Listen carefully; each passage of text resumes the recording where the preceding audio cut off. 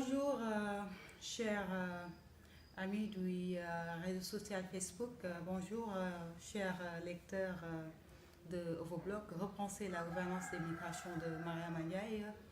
Bonjour également, chers amis du réseau professionnel LinkedIn des internautes de YouTube. En tout cas, je vous salue tout le monde. Aujourd'hui, on va donc faire très rapidement une vidéo sur une thématique en tout cas d'actualité puisqu'on est au mois de novembre. Alors le mois de novembre nous rappelle quelque chose, notamment la convention relative aux droits de l'enfant. Alors la thématique va porter aujourd'hui sur cette convention et la situation des droits en tout cas des enfants de manière générale, mais des enfants issus en tout cas des familles d'immigrés, des enfants issus en tout cas des familles de réfugiés, mais également des enfants issus ou bien des familles apatrides ou bien des enfants apatrides. Voilà. Alors, pour commencer, on va d'abord présenter cette convention-là.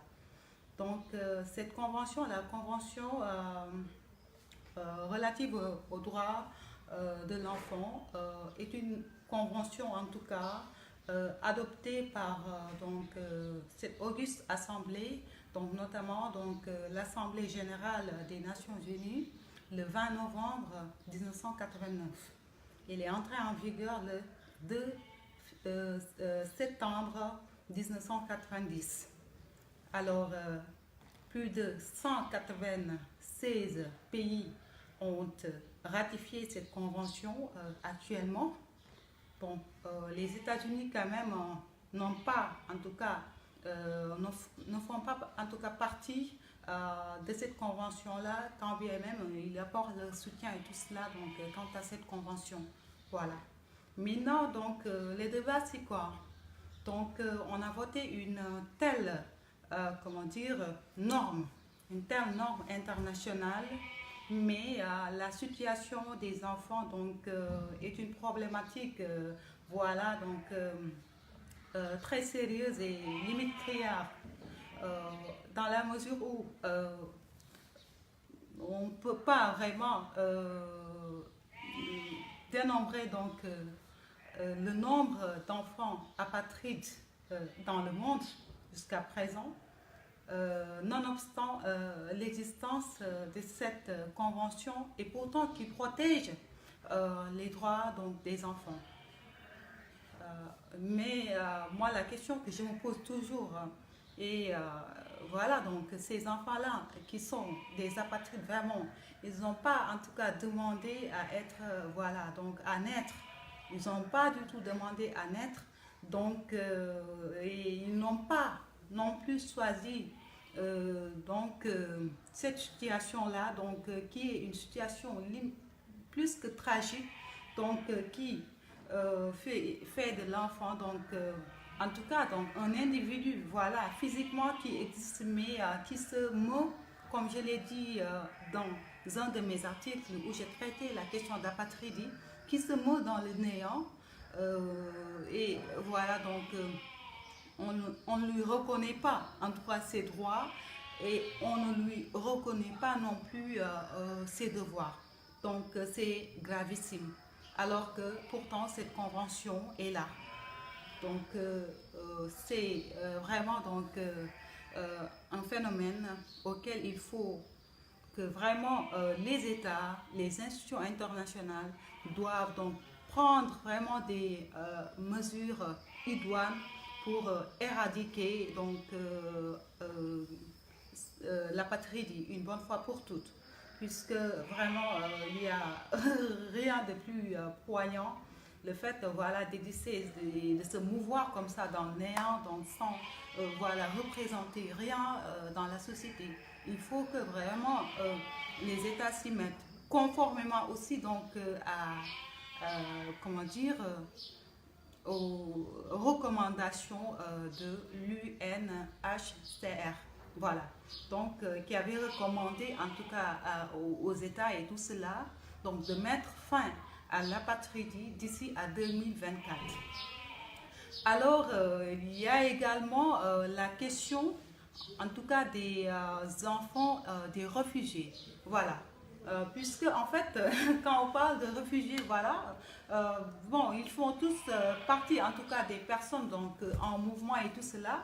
Mais un réfugié, donc, voilà, donc c'est une personne qui, lorsqu'il quitte son pays, n'a pas du tout le temps, voilà, donc de se préparer ou bien quoi que ce soit, puisqu'il fuit la persécution, voilà. Alors, voilà, donc, et dans ces conditions-là, surtout lorsque donc la situation de la situation donc qui a causé donc cette en tout cas cette le fait de quitter donc le pays donc pour trouver un havre de paix dans un autre pays, donc pour la plupart donc ça relève des conflits, voilà, ou bien des changements climatiques. Alors donc on fuit et on n'a pas comment dire le temps de voilà donc de régler voilà certaines vraiment questions. Alors ces enfants là, mais pour la plupart donc il y a des violations euh, graves donc des droits donc de ces enfants des réfugiés, puisque voilà donc il y a une convention des Nations Unies relative au statut du réfugié donc adopté donc en Genève en 1951. Alors donc qui protège le mineur, en tout cas accompagné, et le mineur séparé non accompagné. Et voilà, il protège cela. Mais on a noté que pour la plupart, donc, ces droits-là sont bafoués, voilà, pour la plupart. Et la convention de 1989, donc, relative donc, aux droits de l'enfant, donc, se référant aux textes fondamentaux, notamment la DUDH de 1948 et les deux pactes internationaux, en tout cas, donc, donne en tout cas une, comment dire, une garantie, une protection quant aux droits des enfants. Mais malheureusement, voilà, et c'est-à-dire les enfants des réfugiés en font partie, voilà. Mais malheureusement, la plupart des droits de ces enfants-là ne sont pas du tout respectés. Donc, ils s'y aident vraiment donc, aux pays et aux organisations internationales, encore aux organisations internationales autant pour moi, donc de faire des efforts donc, allant dans le sens de faire respecter ces droits-là. Il en est de même des enfants issus des familles, des parents d'immigrés. Alors, bon, quand on parle d'immigrés, il y a bon, des immigrés vraiment qui, euh, euh, qui vraiment on appelle voilà, donc des cerveaux et tout cela. Bon, là, le problème ne se pose pas.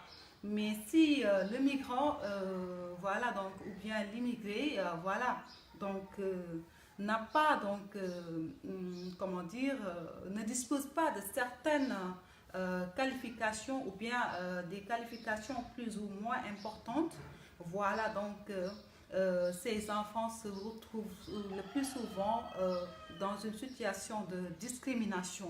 Et pourtant, dans ces textes donc, qui protègent les droits des enfants, on parle souvent de l'égalité des chances. L'égalité des chances donc, auquel il faut toujours veiller. Voilà, puisque l'enfant est l'avenir de demain, l'enfant est celui donc, qui va vraiment donc, constituer donc, comment dire, le socle d'une bonne société. Donc cet enfant-là doit toujours être protégé. Alors, il en est de même donc, de la problématique, comment dire, de la protection de l'enfant ou bien de l'enfance, la question de la mendicité. C'est vrai, s'il est vrai que des efforts sont en train d'être faits dans ce sens, il faut quand même reconnaître que cette situation est toujours là. Et c'est un phénomène auquel vraiment on doit lutter, puisque la place des enfants eh ben, n'est pas du tout, comment dire, dans les rues. Les enfants, leur place doivent être à l'école, donc aller, comment dire, à la quête du savoir et tout ça, tout cela.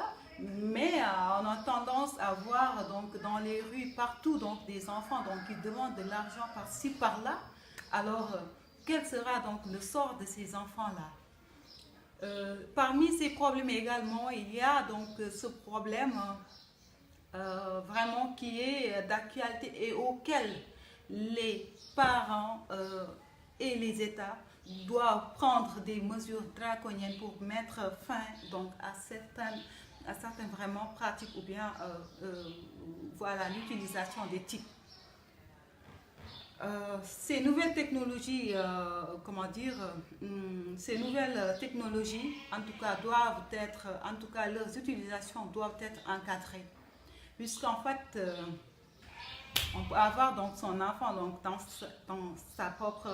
sa maison, voilà, et on croit que voilà, donc on a vraiment un enfant très bien éduqué, un enfant sain, alors que bon, il a son téléphone dans donc sa maison, dans sa chambre, mais par faute de contrôle parental, voilà, donc cet enfant-là peut faire du n'importe quoi donc avec voilà donc son téléphone, voilà, ou bien son laptop, ou bien voilà un autre en tout cas outil donc relevant des types.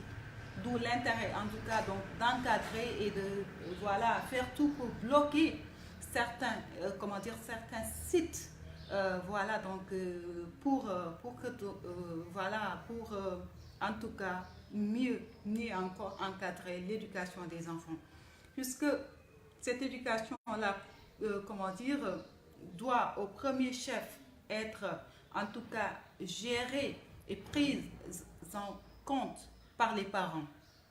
Mais dans certains pays, euh, notamment par exemple dans le nôtre, on a noté vraiment, donc il faut qu'on le dise, donc une démission comme on a l'habitude de le dire, donc d'utiliser ce jargon-là, une démission totale, donc voilà, donc de, des parents, donc quant à l'éducation de leurs enfants.